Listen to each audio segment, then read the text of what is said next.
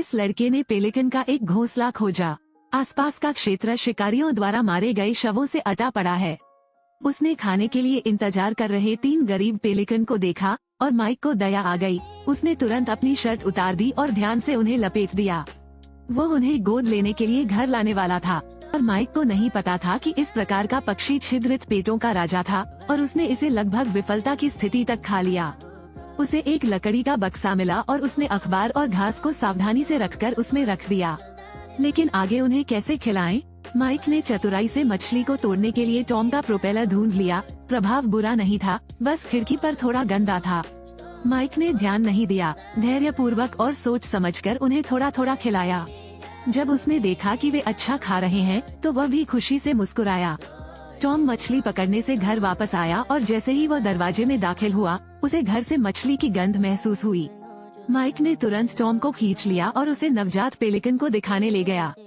Tom भी बहुत खुश है। अपनी पत्नी की मृत्यु के बाद से लड़का कभी इतना खुश नहीं हुआ। रात में माइक ने सबसे कमजोर पेलिकन के लिए घोंसला बनाने के लिए टॉम के स्कार्फ का उपयोग किया। यहाँ तक कि जब वो सोने भी जाते हैं तो उनके बगल में ही सोते हैं। उसे डर था कि ये पेलिकन मर जाएंगे। दिल वाले लोगों को धोखा मत दो। पेलिकन की पहली रात सबसे खतरनाक होती है।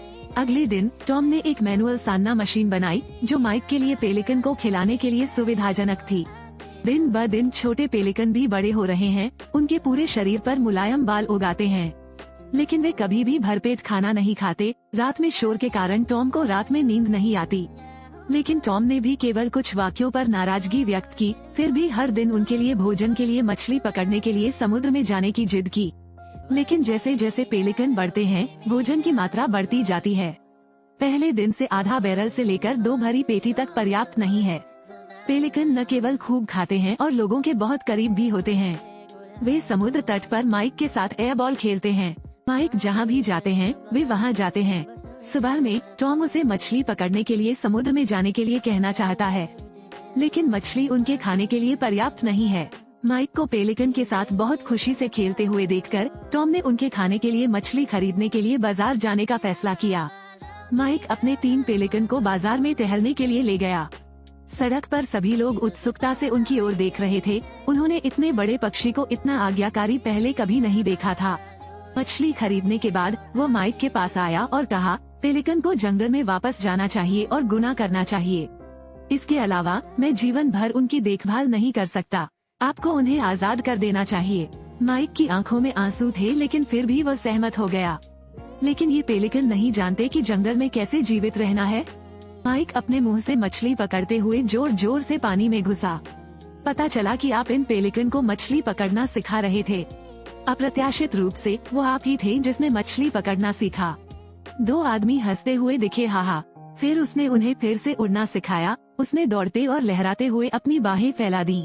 आकाश में उड़ने की सफलता का अनुसरण पेलिकन ने भी किया, लेकिन एक समय के सबसे कमजोर पेलिकन ने अभी भी उड़ना सीखने से इनकार कर दिया। शायद वो माइक को छोड़ना नहीं चाहता। माइक समुद्र तट पर बैठे हुए उसे गले लगाता है और लगातार उसका उत्साहवर्धन करता रहता है। अंततः उसने अपने पंख फैलाए और धीरे धीरे आकाश में उड़ गया। यह अपने पंख फैलाना और उड़ना भी सीखता है। माइक बेहद खुश है, लेकिन धीरे धीरे ये मुस्कान उदासी में बदल जाती है, क्योंकि विदाई का क्षण आ गया है। टॉम उन्हें पेलिकन सभा स्थल पर ले गया। सामने वाले दोनों उड़ गए। केवल सबसे छोटा बच्चा अभी भी माइक की गोद में है। माइक ने इसे जाने दिया। यह उड़ना भी नहीं चाहता। माइक केवल अपने आंसू रोक सका और जोर से चिल्लाया। नया पेलिकन धीरे धीरे दूर उड़ गया। पिता और पुत्र नाव पर चुपचाप बैठे हुए हैं। घर वापस आकर माइक पहले से कहीं अधिक अकेला महसूस करता है। वो हमेशा उन जगहों पर जाता है जहाँ पेलिकन रहते हैं, इस उम्मीद में कि वो यहाँ उन्हें ढूंढ लेगा, लेकिन अभी भी अपेक्षा के अनुरूप नहीं है। उसके जाने से पहले उसने गोलियों की आवाज सुनी। माइक बहुत चिंतित हुआ और उसने टॉम को सब कुछ बताया। इस जगह को संरक्षित क्षेत्र बनाने के लिए अगले महीने मतदान होगा, तब तक वे सुरक्षित हो जाएंगे। आज सुबह माइक बाथरूम जाने के लिए उठा तो सबसे कमजोर पेलिकन पीठ को देखकर आश्चर्यचकित रह गया। माइक ने उत्साहपूर्वक टॉम को यह आशा करते हुए बुलाया कि टॉम इस पेलिकन को अपने पास रख सकेगा। माइक की दलीलों से सहमत होकर टॉम भी इस पर विश्वास नहीं कर सका। तब से वे एक दूसरे से दूर नहीं थे। वे एक साथ लुका छिपी खेलते हैं, एक साथ समुद्र तट पर चलते हैं, एक साथ किनारे पर मछली पकड़ने जाते हैं। हर दिन एक तस्वीर की तरह है जिसमें पूरे दिन और रात छाया रहती है। लेकिन इतनी खूबसूरत जोड़ी को खतरा है। माइक एक सामान्य दिन की तरह मछली खरीदने के लिए पेलिकन ले गया, लेकिन उसका सामना एक दुष्ट शिकारी से हुआ। यहाँ तक कि पेलिकन के मालिक भी जाने नहीं देते।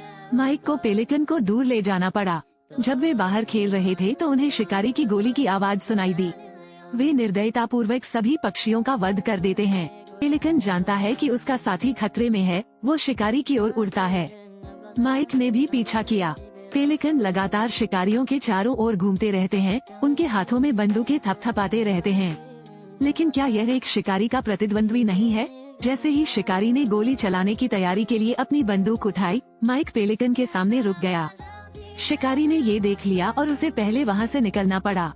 लेकिन उसी समय आसमान में बिजली चमकी, बारिश का तूफान आया और माइक के पिता अभी भी समुद्र में हैं। लहरों द्वारा उन्हें समुद्र में गिरा दिया गया है। एक खतरनाक क्षण में माइक ने संदूक खोला और रस्सी निकाल ली। फिर उसने अपनी टोपी उतारी और उसमें मछली पकड़ने की एक रस्सी सिल दी। दूसरे सिरे पर रस्सी जोड़े, फिर टोपी को जोर से फेंकें। उड़ते समय टोपी को घूरने पर पेलिकन को तुरंत समझ आ गया कि माइक का क्या मतलब है। इसका उद्देश्य ईमानदारी से समुद्र की ओर उड़ते हुए उसकी उड़ने वाली टोपी को चुराना था। माइक ने तुरंत रस्सी पकड़ ली और तुरंत उसे छोड़ दिया। पेलिकन ने टोपी ले ली और दूर दूर तक उड़ गया। अचानक तेज हवा ने टोपी को उड़ा दिया। माइक ने उत्सुकता से समुद्र की ओर देखा। पेलिकन झपट्टा मारता है और टोपी फिर से चुरा लेता है। टॉम ने पेलिकन की ओर हाथ हिलाया, उसकी टोपी ठीक उसके बगल में गिरी। टॉम ने रस्सी पकड़ ली। उन दोनों ने मिलकर टॉम को वापस खींचने के लिए अपनी ताकत का इस्तेमाल किया। टॉम कभी कभी एक बड़ी लहर से डूब जाता था, कभी कभी सांस लेने के लिए अपना सिर उठाना मुश्किल हो जाता था। माइक ने हार नहीं मानी, टॉम को किनारे तक खींचने के लिए अपनी पूरी ताकत लगा दी। आखिरकार टॉम उठ गया। माइक खुशी से भागा। पिता और पुत्र ने एक दूसरे को कसकर गले लगाया। यिन और यांग लगभग अलग हो गए। इस समय पेलिकन भी वापस उड़ जाते हैं। पेलिकन उद्धारकर्ता की कहानी तेजी से पूरे शहर में फैल गई। हर कोई इसके लिए मछली खरीदने के लिए पैसे दान करने के लिए प्रेरित हुआ।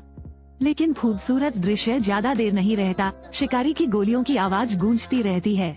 पेलिकन अभी भी अपने साथियों की रक्षा करना चाहते हैं, बिना किसी हिचकिचाहट के उड़ जाते हैं। माइक ने पागलों की तरह उसका पीछा किया, लेकिन इस बार शायद वो समय पर नहीं पहुंच पाया। जब बंदूक की गोली की आवाज आई तो पेलिकन आकाश से गिर गए। जब तक टॉम नहीं आया, शिकारी भागने के लिए दौड़ पड़े।